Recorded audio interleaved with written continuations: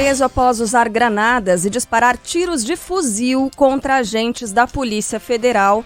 Roberto Jefferson deve ser transferido hoje ao complexo penitenciário de Bangu, no Rio de Janeiro. Ontem, o ex-deputado só se entregou depois de 8 horas de negociação.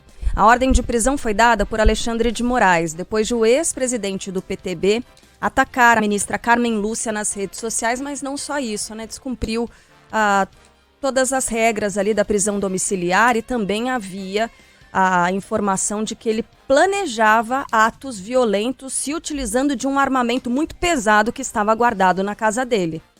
Essa parte do armamento guardado em casa, a gente viu que é verdade, né? Mais informações chegando agora com a Amanda Oliveira. O ex-presidente do PTB, Roberto Jefferson, está no presídio de Benfica, na zona norte do Rio, aguardando a audiência de custódia. O político chegou ao local por volta de 1h15 da manhã, após passar pelo Instituto Médico Legal. Ele pode ser transferido para o complexo penitenciário de Bangu ainda nesta segunda-feira. O ministro da Justiça e Segurança Pública, Anderson Torres, veio ao Rio após determinação do presidente Jair Bolsonaro. Um relatório da Polícia Federal aponta que Roberto Jefferson atirou pelo menos 20 vezes contra agentes da corporação. 2 servidores ficaram feridos, sem gravidade. Roberto Jefferson disse que não atirou para ferir. Não atirei ninguém para pegar. Tirei no carro e perto deles. Eram 4, eles correram, falei, sai porque eu vou pegar vocês. Isso é que vocês têm que saber.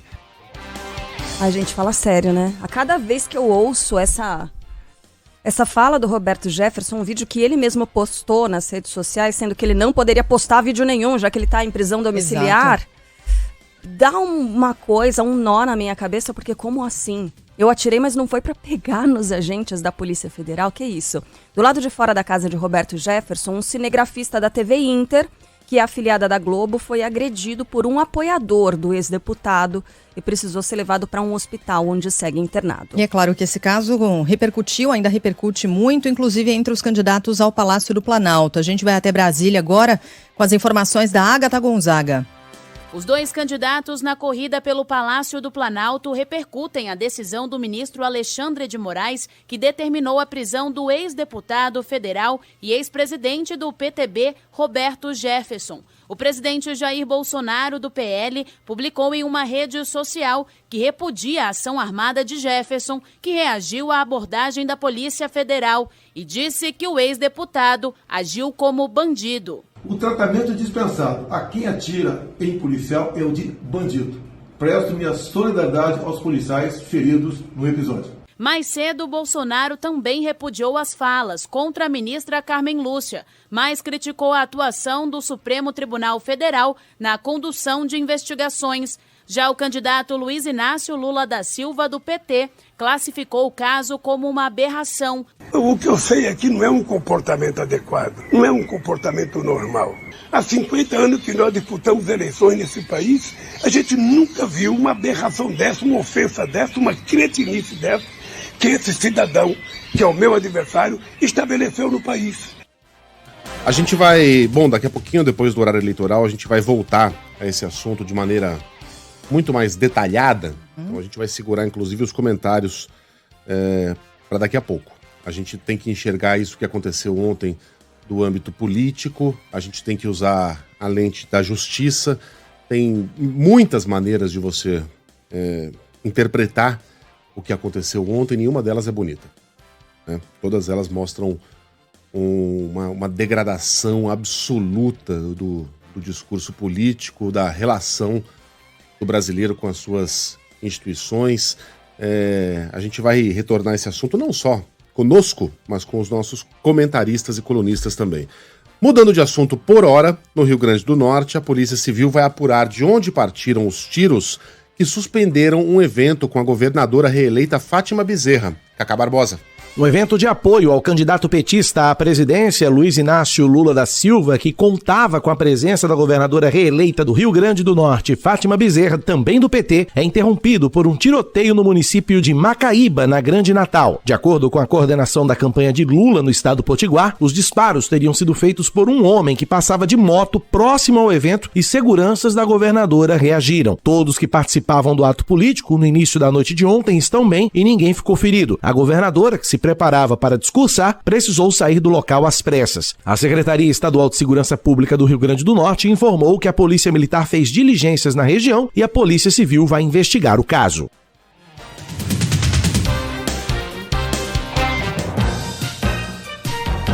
Talvez a gente já deveria estar usando essa trilha aqui, né? Porque está tudo relacionado à eleição. Na campanha à presidência da República, Jair Bolsonaro passa o dia em Brasília e se reúne hoje com lideranças da indústria no Palácio da Alvorada. Ontem, o presidente, candidato à reeleição, se encontrou com religiosos em São Paulo, exaltou as pautas conservadoras e comparou a gestão dele com a de governos petistas. E o outro lado fala abertamente de liberar as drogas no Brasil.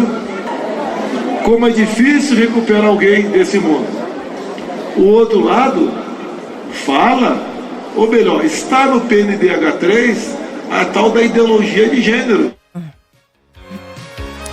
Bom, presidente Jair, o quê? Que ideologia de gênero que fala-se tanto?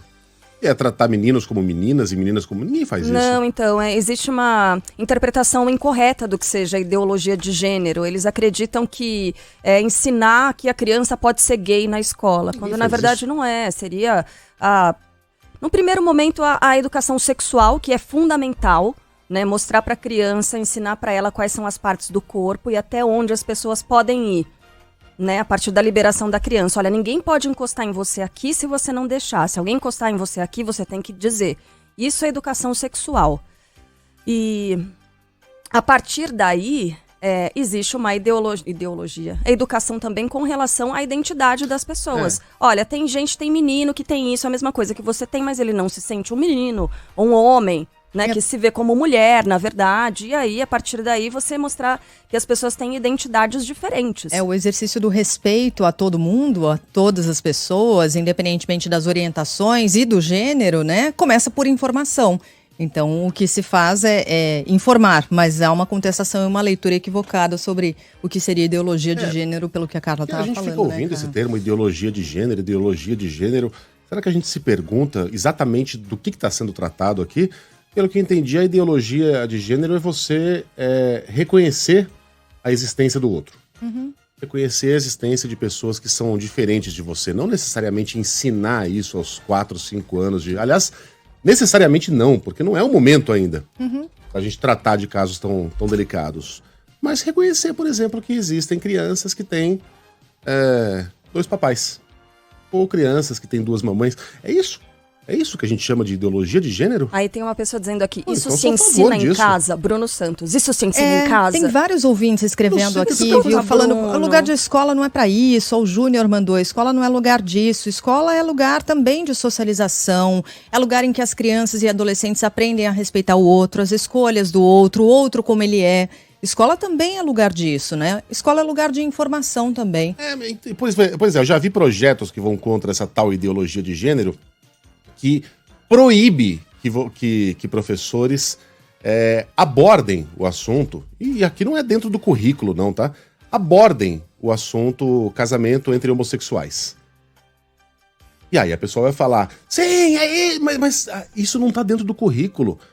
Se um aluno perguntar pra professora, escuta, professora, por que a Mariazinha tem 2 papais e eu tenho um papai e uma mamãe? A professora não pode falar, porque alguns casamentos são assim, alguns papais se amam e pronto, bola pra frente. Não precisa se aprofundar no assunto, porque se não puder falar isso, ela também, imagino eu, por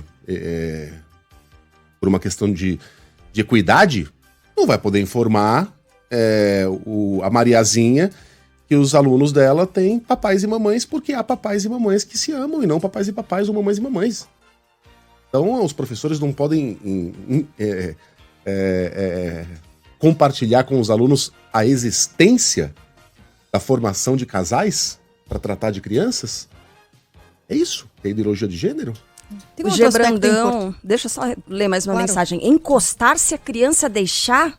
Não pode encostar em hipótese alguma? Ô G, na verdade a gente cria as crianças para o mundo, para a vida, né? De repente a criança tá... Aí a gente tem que, infelizmente, colocar situações hipotéticas em que, por exemplo, uma criança cai e se machuca na escola, tá com dor em algum lugar.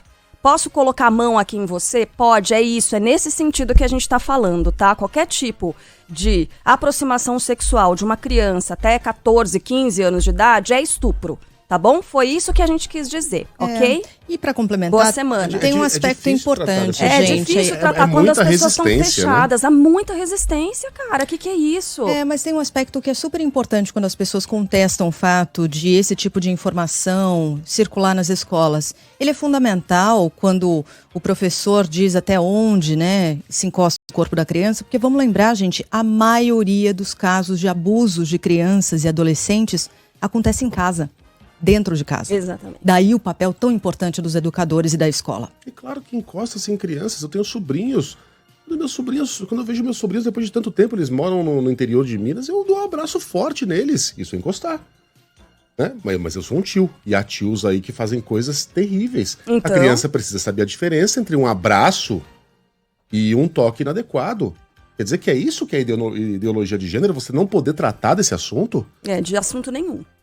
Bom, nada relacionado a isso, porque isso se ensina em casa, segundo alguns desses... Claro, tudo bem, a educação sexual pode ser tratada em casa. Também pode. Também pode, mas alguns aspectos mas alguns aspectos podem sim caber à escola. Sim. Isso não tem nada a ver com... Como é que eles chamam isso aí? O marxismo cultural. Aliás, o que tem a ver com Karl Marx isso? A gente tá vivendo no mundo do avesso, né? Em que as coisas... não fazem sentido, não conversam mais com a realidade em que o preto não é preto, o azul não é azul, o vermelho parece com laranja, e você aponta pro amarelo e diz que aquilo é roxo. E tudo muito estranho. Só voltando aqui... Lá, a gente tá devagando muito. A gente trouxe aqui a fala do presidente Jair Bolsonaro, falou sobre esse encontro dele com religiosos em São Paulo. Ele participou ontem de uma sabatina na TV Record, que a emissora e o próprio presidente da República estavam chamando de debate, mas debate que nunca foi aceito pelo candidato do PT. Uhum. Então, por isso, né, a emissora diz que realizou uma sabatina porque o outro candidato faltou. Certo. Não é isso. Ele nunca topou participar do debate. Não é que ele, tudo bem, assinamos as regras tal, e não vou. Entendi. Não, a equipe nunca disse que ele iria. Então, por isso, a Record... realizou uma sabatina com o tempo integral para o candidato à reeleição pelo PL. O candidato petista, por sua vez, participa nesta segunda-feira de um ato em defesa da democracia e do Brasil em São Paulo. No fim de semana, ele voltou a destacar propostas na área econômica, como o aumento do salário mínimo acima da inflação.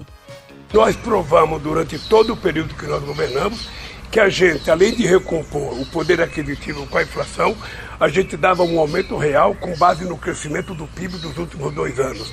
E isso não causou nenhuma inflação. E a economia suporta isso, porque essas pessoas que vão ganhar um pouco mais, vão gastar um pouco mais, vão consumir um pouco mais, o governo vai arrecadar um pouco mais, e é uma coisa que funciona perfeitamente bem.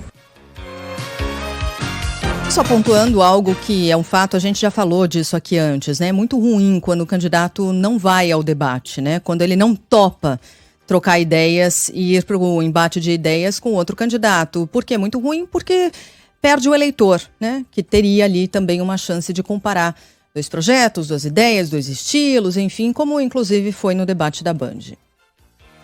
Em frente. A partir de hoje, Lula tem 116 inserções como direito de resposta na propaganda de Jair Bolsonaro. Quem vai trazer os detalhes pra gente, porque teve um vai e vem nessa história, né? É o Rafael Procópio. Começam a valer hoje as 116 inserções de campanha de Lula nos horários de TV de Jair Bolsonaro. Com isso, o ex-presidente terá cerca de 1 hora de veiculação dentro do espaço reservado para o atual presidente, divididas em 24 peças de 30 segundos para 5 emissoras diferentes em vários momentos da programação. Essa decisão partiu do plenário do TSE no sábado e é referente a pedidos de resposta feitos contra insinuações de que, por ter mais votos entre a população carcerária, o ex-presidente teria alguma relação com o crime organizado. A decisão da ministra Maria Cláudia Buchianeri foi acompanhada por todos os outros ministros na votação que aconteceu em plenário virtual.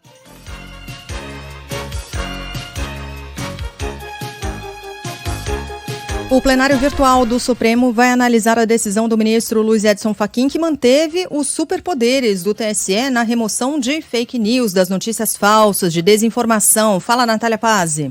Segue valendo a resolução do Tribunal Superior Eleitoral que agiliza a remoção de conteúdo com desinformação das redes sociais durante o período eleitoral.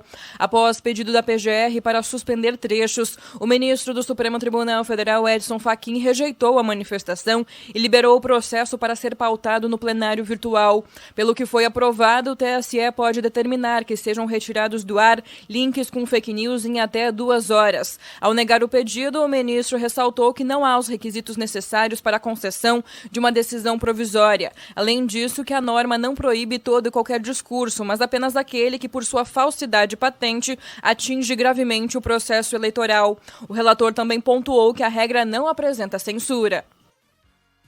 Bom, e domingo a gente vai passar a semana inteira convidando, tem programação especial aqui na Band News FM, desde as primeiras horas da manhã, o voto dos eleitores, dos candidatos, a prestação de serviços, tem fila, não tem fila, até às 5 horas da tarde, quando a apuração é comandada por esse trio aqui. Eu, Sheila Magalhães e Carla Bigato, com a nossa equipe espalhada por todo o Brasil, as análises de Dora Kramer, Eduardo Oineg, Mônica Bergamo, outros convidados especiais, e aí já esperamos com o resultado nas mãos, às 9 horas da noite tem o É da Coisa especial com Reinaldo Azevedo e grande elenco.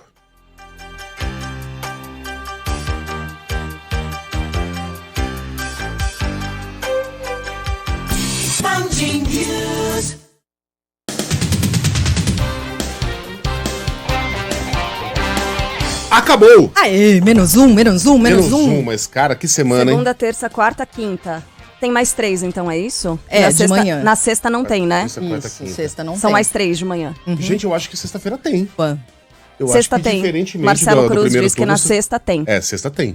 É diferente do primeiro turno. Então tá, são mais 4. Mais 4. Olha o Sandro Badaró, que diferente. Fez a barba. Fez a barba, deixou a orelha crescer. Sacanagem. Tem. Então são mais 4 mais ainda. 4. Vai até sexta-feira. Mas tem tudo pra ser uma semana muito maluca, né? Nossa. Ontem a gente realmente... cara, tangenciou ali as portas do inferno. Se é que a gente não pulou de bomba na lava que corre na caverna. Porque ontem a gente se viu numa situação que a gente nunca imaginou presenciar. Um ex-deputado federal resistindo à prisão, metendo bala nos policiais, depois veio falar assim, não, foram tiros distantes, foram só 2 tiros. Bom, primeiro, mesmo que fosse só um, pro alto. Não é aceitável que ninguém resista à chegada da polícia, mas não foi um tiro, não foram 2 pro alto. Foram tiros em direção aos policiais, que se feriram. O capô ficou todo furado da viatura. A gente vai tratar muito do assunto, tá todo mundo aqui. Carla Bigato já se manifestou. Fala, Carlinha. Bom giorno, gente. Vai ser uma semana daquelas, dá a mão aqui, vamos junto. E respirando fundo, né? Sheila Magalhães também. E aí, Sheila? Tudo certo, Megali. Bom dia pra você, pra Carla, pra todo mundo que agora nos acompanha também no rádio. Todo mundo se juntando ao pessoal que já estava no nosso canal do YouTube, no aplicativo, Band Play, também nas nossas redes sociais. Um beijo grande para os nossos ouvintes de Goiânia, completando hoje 89 anos. Não os nossos ouvintes, a cidade de Goiânia. E também Manaus, completando 353 anos. Hoje é aniversário de Manaus. O nosso ouvinte completando quantos? 89? 89. É esse aí. E parabéns à Band News FM de Manaus, completando 5 anos no ar. Um beijo grande para os nossos ouvintes. Aliás, obrigado pela grande audiência, obrigado pelos comentários. Muita gente no YouTube aqui, uma audiência... Se na sexta-feira estava menor que a média, hoje está bem maior. Uhul. As pessoas querem saber. Deu F5? Né? Deu F5? Nossa, tem bastante gente mesmo, sim, não, que legal. A turma quer saber, né? Da repercussão do que aconteceu ontem, quer ouvir as opiniões, ouvirá. A gente tem muito a tratar, inclusive da visão jurídica do assunto, com Rodrigo Aidar, daqui a pouquinho às 8h40, das informações de bastidores que certamente a nossa Mônica Bergamo trará, e da nossa reportagem em Brasília e no Rio de Janeiro, que já estão mobilizadas depois do absurdo que a gente presenciou e acompanhou ontem no que era para ser um dia de descanso. Não, o brasileiro não tem direito a descanso nesse 2022 maluco. Então, não, Megali. Vamos Fala lá. assim não. Daqui a pouco vem a Copa, vamos respirar. Isso. Daqui a pouco vem a Copa e o período tranquilo vai ser esse. Falta pouco, gente. Todo mundo já foi apresentado, o Galo já cantou. Vamos aos principais destaques desta segunda-feira, 24 de outubro de 2022. O ex-deputado Roberto Jefferson pode responder por tentativa de homicídio, deve responder por tentativa de homicídio, depois de usar um fuzil e uma granada contra agentes da Polícia Federal. Ontem, o ex-presidente do PTB resistiu por mais de 8 horas do cumprimento de um mandado de prisão expedido pelo ministro Alexandre de Moraes do Supremo Tribunal Federal. A Isabelle Rangel vai trazer mais informações ao vivo, direto do Rio de Janeiro. O que a gente tem de atualização, Isabelle? Bom dia. Bom dia, Carla. Olha, deve ser realizada hoje a audiência de custódia do ex-deputado federal e ex-presidente do PTB, Roberto Jefferson, preso neste domingo, após essa longa negociação em Conselheiro Levi Gaspariano Interior.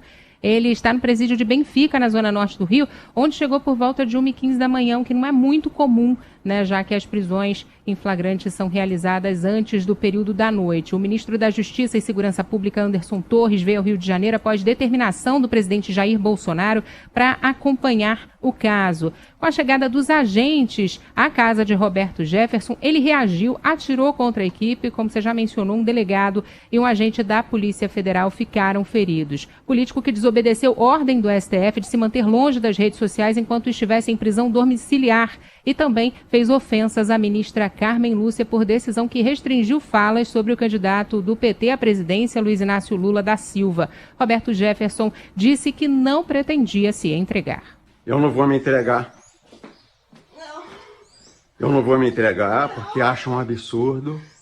Chega, me cansei de ser vítima de arbítrio, de abuso.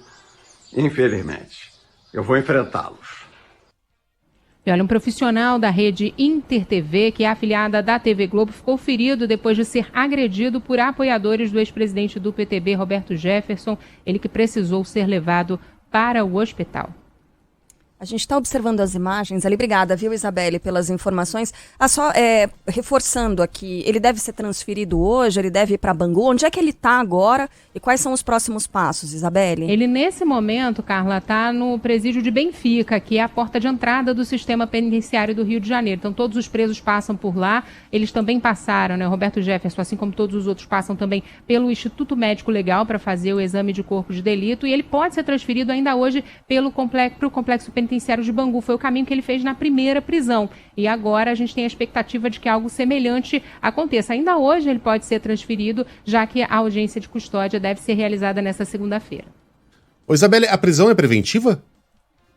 Olha, a prisão é preventiva, foi determinada pelo ministro Alexandre de Moraes, principalmente depois, né, houve uma segunda decisão, inclusive, depois que ele reagiu, né, atirando contra os agentes. Preventiva é quando a pessoa é mantida preso para que não possa interferir nas investigações, quando ela representa perigo à sociedade. Obviamente, um desequilibrado como Roberto Jefferson representa um grande perigo à sociedade.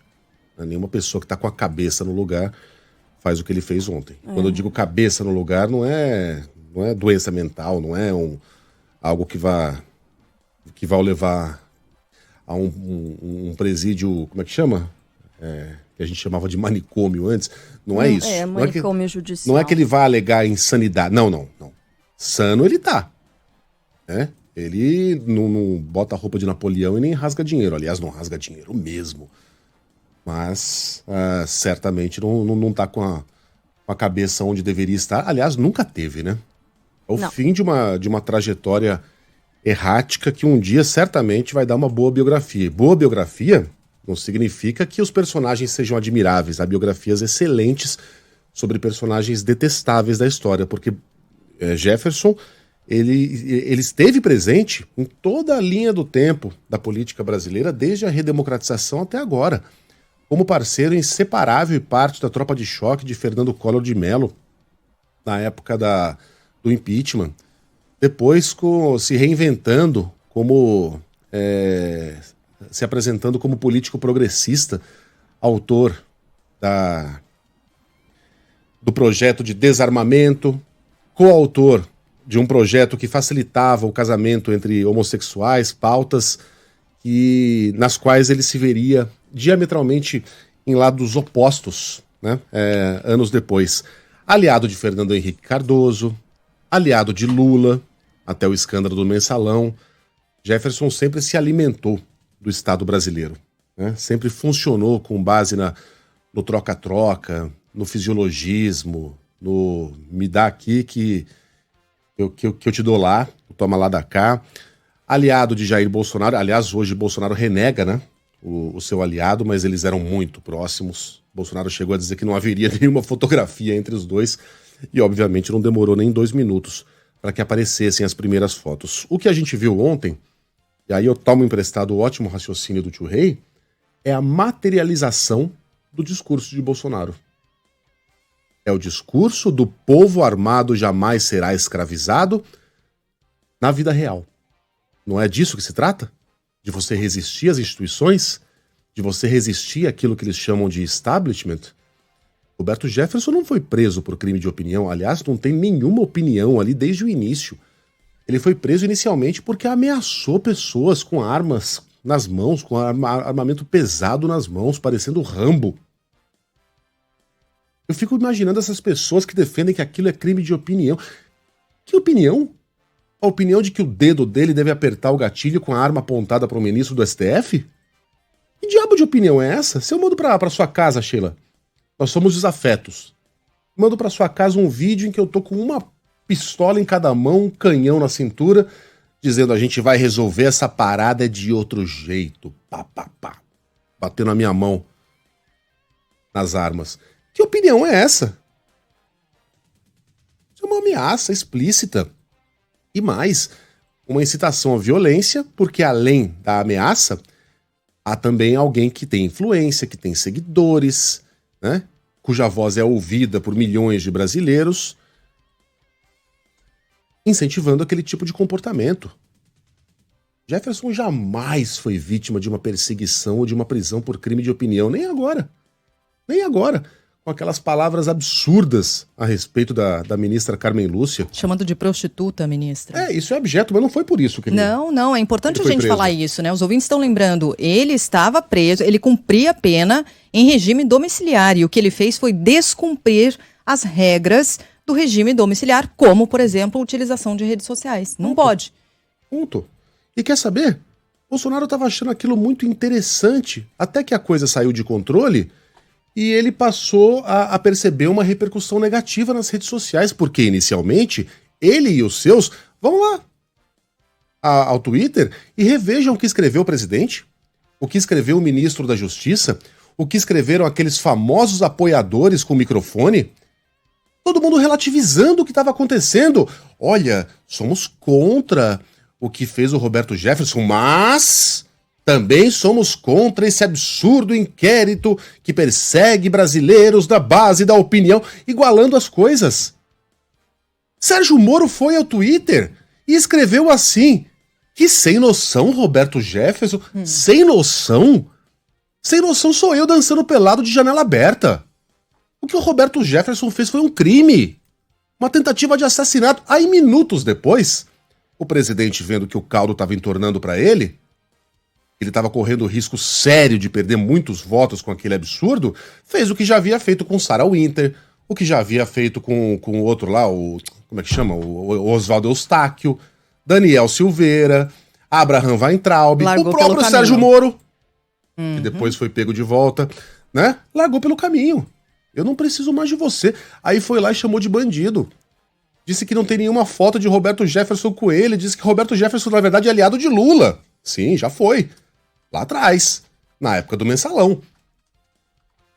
Mas hoje era, até anteontem, era aliado dele. Muito próximo. Aliás, foi ele que colocou lá o Kelmo, o padre Kelmo, para servir de linha auxiliar de Bolsonaro nos debates, na campanha eleitoral no segundo turno. Figura execrável. Aliado, sim. E aí mudou o discurso. Sérgio Moro já não falava mais em sem noção. Criminoso. Ministro da Justiça já não falava mais em... Como é que ele escreveu da primeira vez? Uma crise. A crise. Como se os dois lados fossem equivalentes. Não era mais crise. Aí Roberto Jefferson era um bandido irresponsável. Apoiadores também mudaram radicalmente o discurso. Agora Jefferson é um bandido. Já era. Já era, pois é. Sempre foi. Sempre foi. Mas era um bandido aliado. Ele é bandido, mas é meu amigo. Olha, é tudo tão sinal, execrável. Né? Bastou um sinalzinho. Bastou um apito de cachorro. Isso. Pros humores... Um comando, e aí a coisa toda mudou. Olha, e aí todo mundo afinou o discurso, e agora ele é um criminoso, e agora ele tem que ser deixado de lado. Agora, sabe... Só pra se na guerra, a primeira vítima é sempre a verdade, a segunda é a dignidade. Essas pessoas jogaram sua dignidade no lixo. Foi execrável em todos os aspectos do que aconteceu ontem. Perdão, Carlinha. Como você e a Sheila estavam dizendo também, essa coisa do crime de opinião, ele não foi determinada a prisão preventiva dele por causa justamente do que ele disse, por causa do teor das falas que ele proferiu contra a ministra Carmen Lúcia. Foi por desrespeitar as medidas que são determinadas enquanto ele estava preso, em prisão domiciliar na casa dele, e também por causa desse arsenal que ele mantinha na casa dele. Onde é que já se viu uma pessoa presa em prisão domiciliar portar um armamento muito pesado? E granada, aí, incluindo fuzil. Arma que não pode estar na mão de qualquer cidadão. Isso aí é equipamento restrito para as forças de segurança, restrito do exército, esse tipo de granada, né? São até determinadas forças de segurança que tem, não está disponível assim. E aí, fontes em grupos de policiais federais, delegados da Polícia Federal, que eles estavam conversando ontem, dizendo o seguinte: essa é uma ação que estava planejada. Foi tudo desenhado para que acontecesse, mas não dessa forma, para que os agentes reagissem. Porque é normalmente o que acontece. Quando um agente ele é agredido, quando tiros são disparados contra ele, o natural é que se reaja. Com que razão. esse isso. Agora, como já havia essa característica de algo, uma ação desenhada, como a filha do Roberto Jefferson, a Cristiane Brasil, antes de qualquer coisa ter postado no Twitter: a Polícia Federal está indo matar o meu pai. Isso já acendeu um sinal de alerta nos agentes que estavam envolvidos nessa operação. Opa, vamos dar um passo para trás, porque é isso que ele quer. O Roberto Jefferson, ele tá doente, né? A gente sabe, não posso dizer que foi uma ação, suicida, um kamikaze, querendo despertar a ira dos agentes e morrer ali como um mártir, mas que ele estava provocando uma reação desses agentes. Ele estava. É, pelo menos, a interpretação de fontes dentro da Polícia Federal, entre delegados da Polícia Federal, assim que eles estão abordando essa questão. Muitíssimo bem colocado, Carlinha. Felizmente, não foi produzido um cadáver ontem. Nossa. Isso poderia ter acontecido. E só para terminar, esse canalha, ele nunca foi um herói do Brasil. Nunca. Ele foi o delator do Mensalão? Foi sim. Mas ele foi o delator do Mensalão porque ele jogou no ventilador quando ele caiu. Ele falou: eu caio, mas levo todo mundo junto. Porque o Mensalão começou com o escândalo dos Correios, no qual ele era o protagonista. Corrupto. Condenado por corrupção. Delatou, sim. Nesse ponto fez um favor ao Brasil. Mas não porque é um herói abnegado. O leão patriota. Porque não queria cair sozinho. Aguenta. Delatou todos os parceiros de crime. Nunca foi um herói. Sempre foi um canalha. Bom, Lula classificou o caso envolvendo o Roberto Jefferson como uma aberração.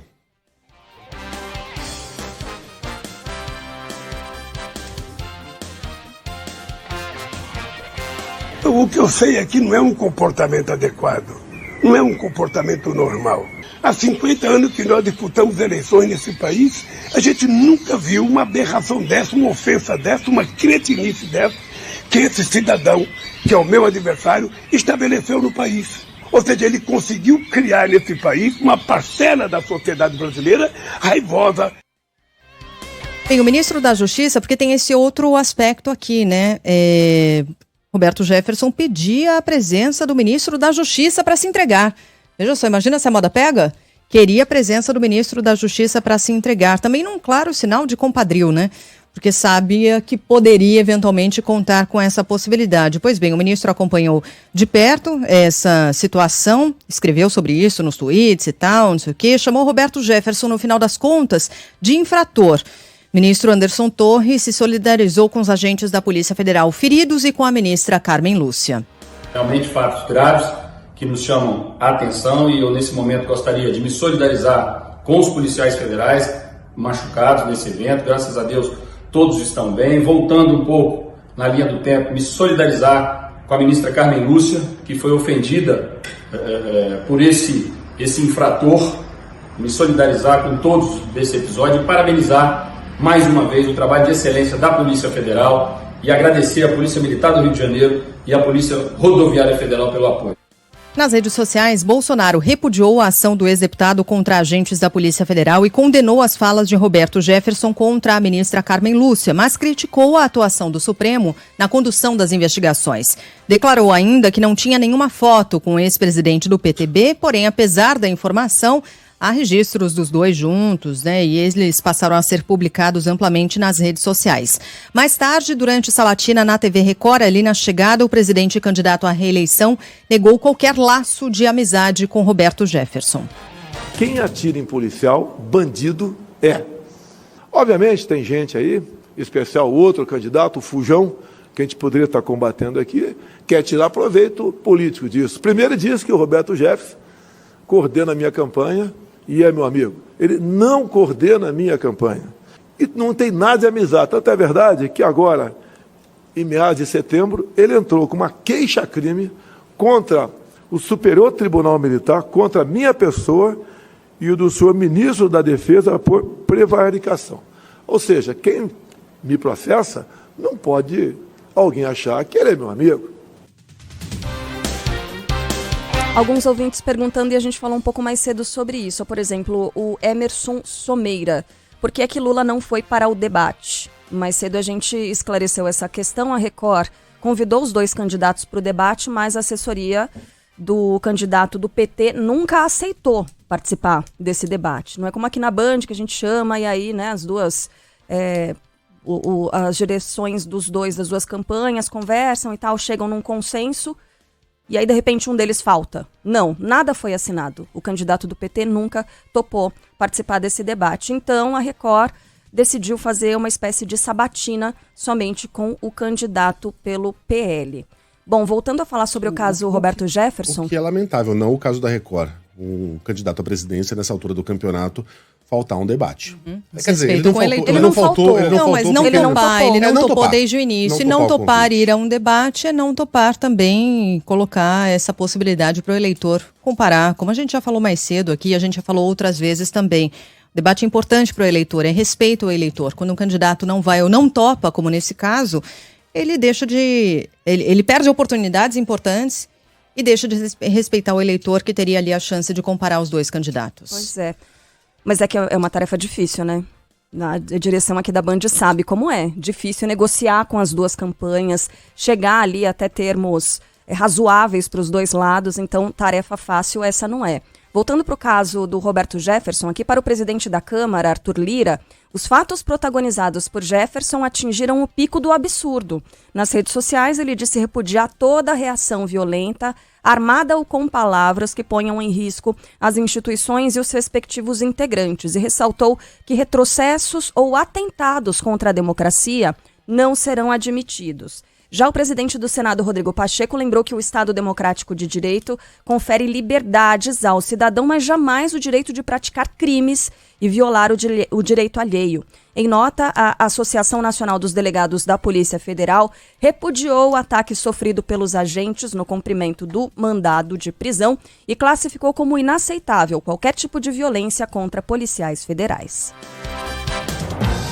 Vamos lá, reta final de campanha. Lula e Bolsonaro participam de encontros em São Paulo e Brasília. Na capital federal, o presidente e candidato à reeleição pelo PL recebe o apoio de líderes da indústria. Neste domingo, ele fez mais um aceno ao eleitorado feminino. Nós queremos a independência econômica por parte das senhoras. Incluir as senhoras no mercado de trabalho ou estimulá-las a ter o seu próprio negócio. Jair Bolsonaro ainda participou de uma super live com duração de mais de 20 horas. Essa super live contou com presença de políticos, empresários, artistas, atletas. O ministro da Economia, Paulo Guedes, pediu que os mais pobres confiem no presidente e confirmou o reajuste do salário mínimo acima da inflação em 2023. Confiem no país, os mais frágeis foram protegidos e seguiremos protegendo os mais frágeis trabalhadores, aposentados, pensionistas, quem ganha salário mínimo, terão reajuste acima da inflação. O funcionalismo que fez o sacrifício durante esse combate começa a ter os seus reajustes agora. Os investimentos já estão contratados. Nós vamos continuar gerando emprego e renda. O Brasil já deve estar em pleno emprego o ano que vem. Hoje, Lula participa de um ato em defesa da democracia e do Brasil em São Paulo. Entre os convidados estão o ex-ministro do STF, Joaquim Barbosa, o ex-ministro da Fazenda, Henrique Meirelles, e João Amoedo, um dos fundadores do Partido Novo. Ontem, em entrevista coletiva, o candidato do PT afirmou que vai buscar o voto dos indecisos e que quer convencer quem não foi às urnas no primeiro turno a comparecer no domingo. A gente vai tentar conversar, inclusive com milhares de jovens que tiraram o título de eleitor e não compareceram para votar. Nós vamos fazer um trabalho na rede, restabelecendo sempre a verdade e chamando o povo para votar, como também nós vamos utilizar o nosso programa de televisão e as nossas conversas nos atos públicos para que a sociedade se mobilize e no dia 30 compareça em massa para votar, para ver se a gente restabelece a democracia no Brasil. A partir de hoje, por decisão do TSE, Lula terá 116 inserções como direito de resposta na propaganda de Jair Bolsonaro. No fim de semana, ele voltou a criticar a disseminação de fake news. É, na verdade, uma indústria de produção de mentiras uma atrás da outra. Coisas que a gente acha até inverossímil, coisas que a gente acha que o povo não pode acreditar de tão berrante que é. Mas eles fazem. Para o cientista político e colunista da Band News FM, Fernando Schiller, essa última semana de campanha presidencial pode ser a pior, com mais ataques e menos propostas. Na avaliação dele, as recentes decisões do Tribunal Superior Eleitoral contribuem para a falta de debate propositivo, além de, é claro, os próprios candidatos. Faltando 6 dias para as eleições, a discussão é sobre a regra do jogo e pouco se vê em relação aos próximos 4 anos. No canal livre da Band, Schiller destacou a interferência jurídica e também a falta de colaboração dos candidatos. Os critérios vão ficando mais subjetivos. E aí você tem 2 consequências disso. Uma delas é essa ladeira escorregadia. Você vai ampliando a intervenção, ponto tal que os critérios se tornam altamente subjetivos. E segundo, ela vai ficando seletiva. Porque os critérios não combinam, né? E depende muito da capacidade de iniciativa jurídica de cada coligação. Então, vira um debate nacional sobre a justiça eleitoral. E isto não deveria ser o foco das eleições. E a tendência no final, quem conhece aí o dilema do prisioneiro, que é um tema clássico, é trair no final, porque no final não tem a réplica. No final, você não tem a retaliação. Então, a semana final que nós estamos entrando agora pode ser a pior semana, onde os candidatos não têm incentivo nenhum para cooperar. No Supremo Tribunal Federal, os ministros vão analisar no plenário virtual a decisão de Edson Fachin, que rejeitou o pedido do Procurador-Geral da República contra a resolução que deu superpoderes ao TSE para remover conteúdos das redes sociais. Na ação, Augusto Aras alegava que a medida do TSE é inconstitucional, uma vez que permite a retirada dos materiais sem qualquer tipo de provocação e invade a competência do Legislativo. O PGR ainda questionou as multas previstas pelo tribunal, que podem chegar a R$150 mil por hora. Na decisão, Edson Fachin afirmou que o direito à liberdade de expressão não pode ser usado como justificativa para atacar a democracia e justificou que a norma do TSE não viola as atribuições do Ministério Público. Deixa eu só ler uma mensagem, gente. Desculpa, hoje eu tô um pouco reativa, tá? Mas acho que vai passar. O Gilberto tá dizendo... Hoje? Não é, hoje eu tô um pouco mais. O Gilberto tá dizendo, você tá descaradamente passando pano para um candidato que não foi ao debate da Record. E aí eu respondi para ele o seguinte, não, na verdade eu tô exaltando o trabalho da Band, porque fazer um debate não é fácil. Negociar, fazer com que as regras sejam justas para os dois lados, para que todo mundo aceite, as coordenações de campanha. É um trabalho muito difícil. É um trabalho que exigiu muito da equipe aqui da Band. Isso foi feito.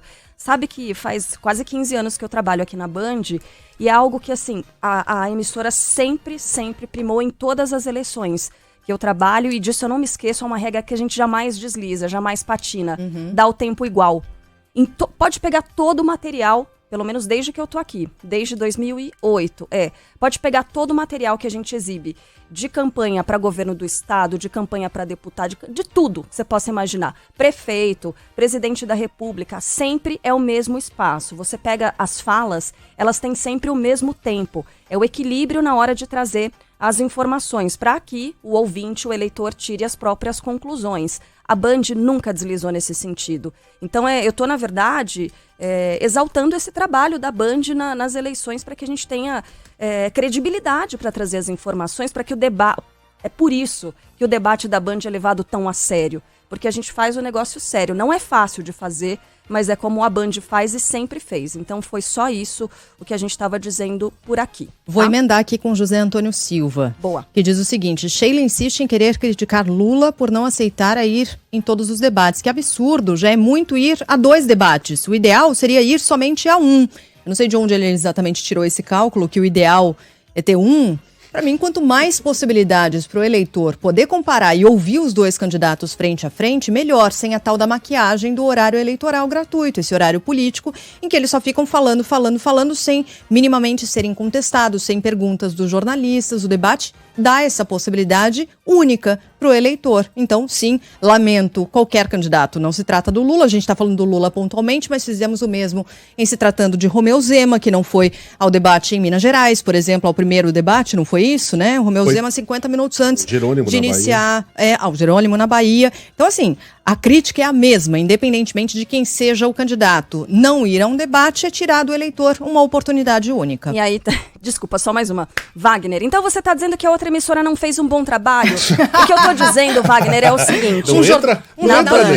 A gente vai, entrar num buraco cada vez mais fundo. Wagner, é o seguinte, o que é que eu tô dizendo quanto ao equilíbrio? Aqui, se um candidato não topa ir pro debate, o debate não acontece. É isso que a gente está dizendo. O tempo é o mesmo. Agora, se esse candidato, ele assina, ele se compromete a estar, e aí no dia ele falta, aí a coisa é diferente. Cadeira vazia e a entrevista do outro. Mas se ele não topa desde o início, muito provavelmente a Band não faria um evento como esse. Entendeu? Sacou a diferença? É isso aí, é disso que a gente tá falando. E aí, não se esqueça, então, no domingo, dia do segundo turno, tem programação especial, diga. Nós discordamos desse ponto, eu e você, Carlinha. Eu acho que a Record tá certa. Por mais que os candidatos não tenham assinado, os 2 não tenham topado, a Record é uma emissora de grande audiência e de grande influência. Ela tem o direito de querer participar do jogo político. E de avisar os eleitores, nós faremos um debate, vocês estão convidados, gostaríamos muito que viessem. Se não vierem, se não aparecerem não vai ter nada, obviamente. Se um aparecer, isso vai virar uma sabatina, e se os 2 vierem, ótimo, teremos um debate. Me parece que é uma posição razoável da Record. Mas enfim, é uma discordância elegante aqui, né? Ninguém tá tretando. Né? Eu só tô dizendo que a Band sempre respeitou as regras da Justiça Eleitoral. Sim. Sempre. Nunca desviou, nunca colocou o pezinho ali pra fora da faixa, nem pisou na faixa. Não, mas a gente tá falando de coisas diferentes. Não, a gente tá falando da mesma coisa. De dar o mesmo tempo pras 2 pessoas, entendeu? Eis um debate. Aqui, ao vivo, pra você. É a mesma coisa, dá o mesmo tempo pros 2. Não é que assim... Se um dos candidatos tivesse faltado, isso viraria uma entrevista. Ele teria assinado. Sim. Ele não assinou, ele não topou. Ah, sim. Seria uma opção diferente da Band. O que eu tô dizendo é que, enfim, sim, a Band não faria isso, tem razão. Mas eu não condeno a Record por fazer. Tá. É isso. Acho que as 2 alternativas são aceitáveis. É isso. Eu tô só exaltando a Band. E o nosso trabalho nas eleições, que olha, no domingo tem, e tem muito, viu? Dia do segundo turno, programação especial aqui na Band News FM. Desde as primeiras horas da manhã, você acompanha movimentação nas ruas, voto dos candidatos, tudo que você precisa saber para votar e, claro, a apuração dos resultados. A partir das 5 horas da tarde, nós 3 estaremos por aqui. E tem 1 hora a mais, hein, gente? No primeiro turno a gente ficou das 5 às 9. Não. A gente ficou das 5 às 9. Tá bom, das 5 às 9. O Megali, a Sheila e euzinha, nós estaremos aqui acompanhando os números do TSE. Tudo isso com análise da Dora Kramer, da Mônica Bergamo, do Eduardo Oineg, de mais convidados especiais. E aí, na sequência, a partir das 9 horas da noite, sim, às 9 da noite, tem o É da Coisa Especial com Reinaldo Azevedo. O Senado pode votar nesta semana o projeto que autoriza a compra e aplicação da vacina contra a Covid-19 na rede privada. Fala, Rafael Procópio. O Senado tem até amanhã para votar a medida provisória que permite que empresas privadas comprem vacinas contra a Covid-19. A matéria foi aprovada na Câmara dos Deputados na terça-feira passada e tem validade até o dia 25. Na Câmara, os deputados não alteraram o texto que foi encaminhado pelo Poder Executivo. A medida revoga a obrigatoriedade de doação pelo SUS de parte dos estoques comprados pela iniciativa privada, como previa a lei aprovada durante a pandemia. Segundo o governo, há cerca de 70 milhões de doses de vacinas contra a Covid em estoque. O cartunista Ziraldo completa 90 anos, Jader Xavier. Com mais de 7 décadas de carreira e 8 milhões de exemplares vendidos, o mineiro Ziraldo, pai de um menino bem maluquinho, completa 90 anos nesta segunda-feira. O cartunista, jornalista e escritor nasceu em Caratinga, na região do Rio Doce. Ziraldo também foi quem lançou a revista Pererê nos anos 60, primeiro gibi a cores produzido no Brasil. Ele criou nos anos 80 o Menino Maluquinho, personagem que em pouco tempo virou um dos principais fenômenos da literatura infanto-juvenil do país. Ele não foi um menino maluquinho, ele foi um menino feliz. Essa tese não é verdadeira, mas, como se diz, é bem provável. No mês em que Ziraldo completa 9 décadas de vida, Menino Maluquinho continua se reinventando e neste mês, em formato de série, chegou à Netflix.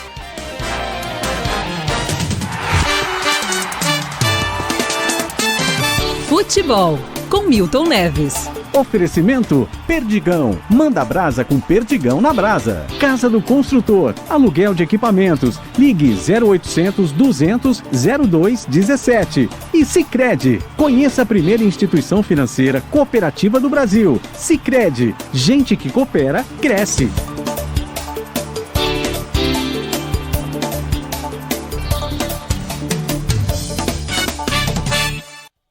Fala, Milton, bom dia.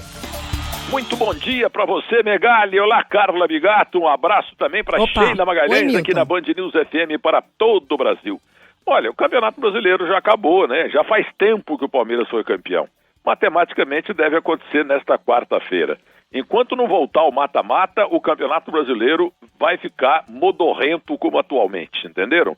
E no mais, Internacional empatou com o querido Coritiba. E o Palmeiras pode ser campeão nesta quarta-feira, depois da manhã, eu repito. E a Libertadores da América, Libertadores Feminina, o Palmeiras bateu o time chileno de virada e vai à semifinal. O Palmeiras só ganha. É impressionante, hein? Agora é o seguinte, vamos ver o que vai acontecer no final de semana, durante a semana. E tivemos então ontem os 82 anos de Pelé. Pelé, pessoa melhor dotada para uma atividade específica. A única pessoa do planeta que ganhou nota 10 para jogar futebol.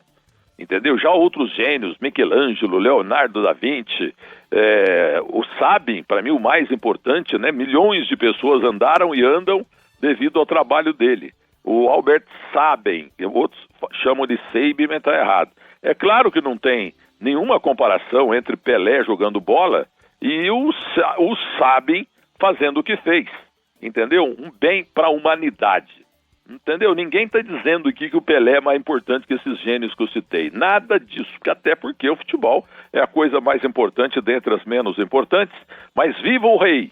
82 anos de vida. Um grande abraço para vocês e boa semana para todo mundo. Um abraço.